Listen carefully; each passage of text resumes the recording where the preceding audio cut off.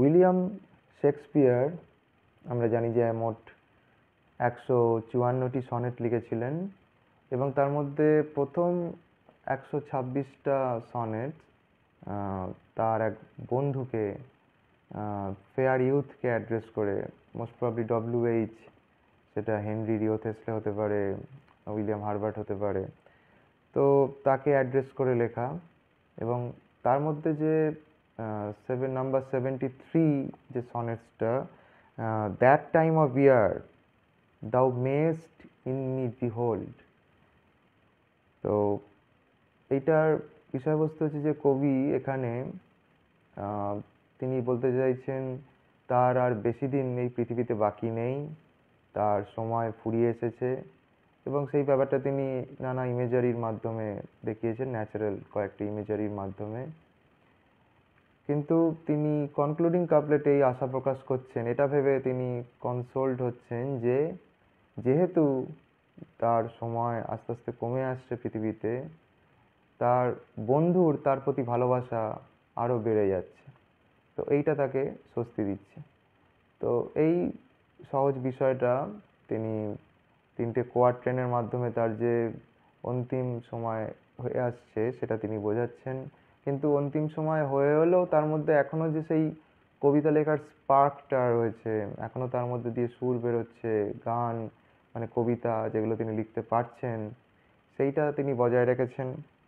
কিন্তু তার শেষে এই যে মুড অফ ডেসপন্ডেন্সি, কিছুটা পেসিমিস্টিক যে মেন্টালিটি, সেটা এই ভেবে সান্ত্বনা পাচ্ছেন যে তার বন্ধু কিন্তু তাকে ছেড়ে যাবে না বা ছেড়ে যায়নি বা ভাবছে না, উল্টে তাকে আরও বেশি ভালোবাসছে।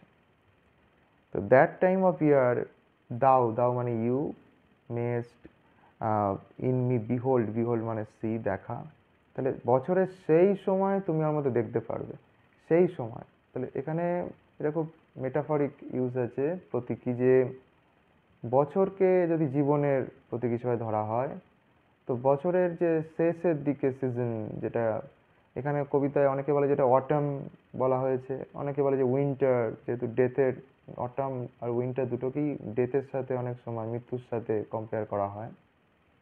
তো সেই সময়ের সিজনের কথা বলা হয়েছে, সেই সময়টার কথা বলা হয়েছে, এবং সেই সময় প্রকৃতির যেরকম রূপ থাকে বা কিছু কিছু যে দৃশ্য দেখা যায় তার সাথে নিজের শেষ অবস্থার কিভাবে তিনি কম্পেয়ার করেছেন এখানে। when yellow leaves or none or few do hang upon those boughs which shake against the cold, তো সেই সময় গাছে দেখা যায়, গাছের সব পাতা ঝরার সময় কয়েকটা হলুদ পাতা, ইয়েলো লিভস, বা হয়তো নেই, বা খুব অল্প কয়েকটা রয়েছে যারা এই ঠান্ডার মধ্যে, ঠান্ডা বাতাসে যে পাতাগুলো নড়ছে, তাহলে এই যে গাছের মধ্যে অল্প কয়েকটা পাতা অবশিষ্ট রয়েছে, অর্থাৎ তার জীবনেও অল্প কয়েকটা বছর বা কয়েক মাস হয়তো অবশিষ্ট রয়েছে বলে তিনি তার ধারণা। তো সেই পাতাগুলো জীবিত, হাওয়ায় নড়ছে, যদিও হচ্ছে হলুদ রং, হয়তো আর কিছুদিনের মধ্যে সেগুলোও ঝরে যাবে। তো তার যে অবস্থা, এরকম অটামনাল ফরেস্ট, প্রথম ইমেজটা হচ্ছে যে অটামনাল ফরেস্টের সাথে তার জীবনে তিনি একটা তুলনা করেছেন। বেয়ার রুইন্ড কয়ার্স, কোনো গ্রামের ছোট গির্জা যেটা প্রায় ধ্বংস হয়ে গেছে, ভেঙে পড়েছে, ফাঁকা, সেখানে আর প্রার্থনা করতে খুব একটা কেউ যায় না। Where late the sweet birds sang, কিন্তু সেখানে পাখিরা গান গায়। তাহলে গির্জাটা ভগ্ন প্রায়, সেখানে লোকজন যায় না, ডেজার্টেড হয়ে গেছে, কিন্তু সেখানে একটা পাখি গান করছে। তো সেখানেও কবি ফিজিক্যাল কন্ডিশনের সাথে, যে তার শরীর প্রায় ভেঙে পড়ছে, তিনি মনে করছেন যে তিনি হয়তো আর বেশি দিন থাকবেন না, কিন্তু তখনও তার মধ্যে সেই কবিতার স্পার্কটা রয়েছে, কবিতা লেখার এখনও ইচ্ছা রয়েছে।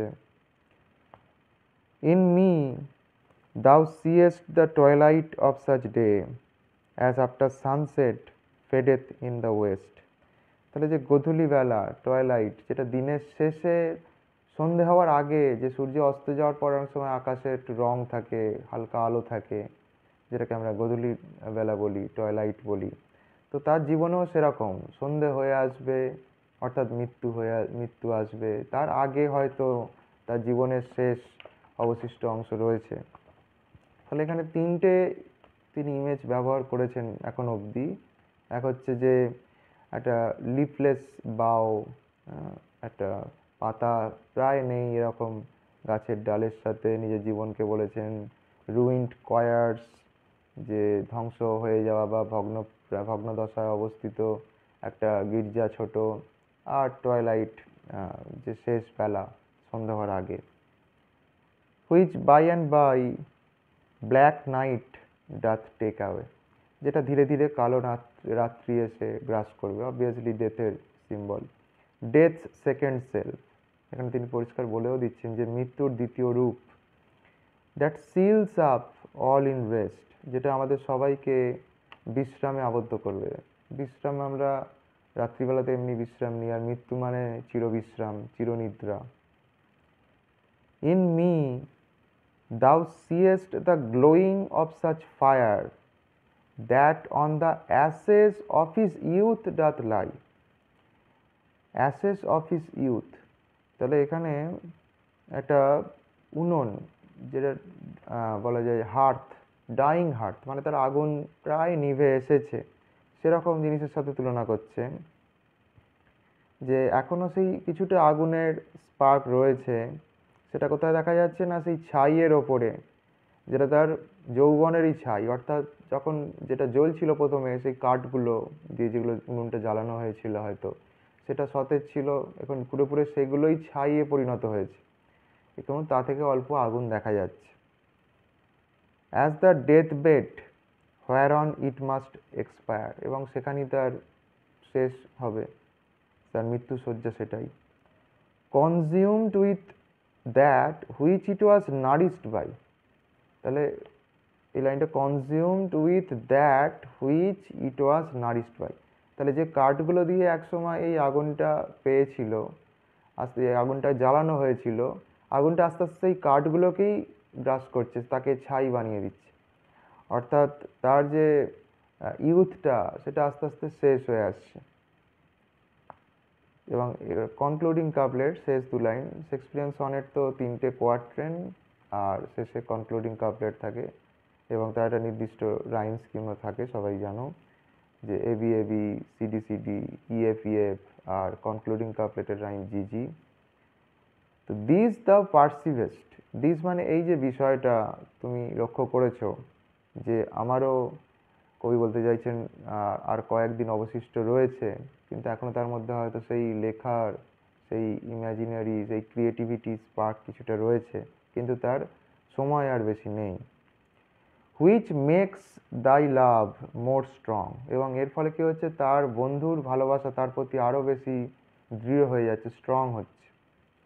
Two love that well which thou must leave ere long, ere মানে বিফোর, অর্থাৎ খুব বেশি দেরি হওয়ার আগেই তাকে ত্যাগ করতে হবে, যেহেতু তার শেষ সময় এসে গেছে, সুতরাং তাকে আরও বেশিভাবে তার বন্ধু ভালোবাসছে। তো এখানে তার বন্ধুর উদ্দেশ্যে স্বাভাবিকভাবে লেখা বোঝাই যাচ্ছে, এবং তিনি কিছুটা এখানে পেন্সিভ মুডে, কারণ তার ধারণা হয়েছে যে তার হয়তো আর বেশি দিন অবশিষ্ট নেই, এবং সেই বিষয়টা তিনি নানা রকম ইমেজের মাধ্যমে বুঝিয়েছেন। প্রথমে একটা পাতাহীন ডালপালার শাখা পোশাখার সাথে, তারপরে একটা ভেঙে পড়া গির্জার সাথে, গোধূলি বেলার সাথে, একটা নিভে আসা উনুনের সাথে, এবং তিনি এটাতে সান্ত্বনা পাচ্ছেন যে তার বন্ধু, এতে তার প্রতি ভালোবাসা কমে যাচ্ছে না বা তাকে ছেড়ে যাচ্ছে না, উল্টে তার প্রতি তার ভালোবাসা আরও বেড়ে যাচ্ছে। এটাই তার কাছে সান্ত্বনা।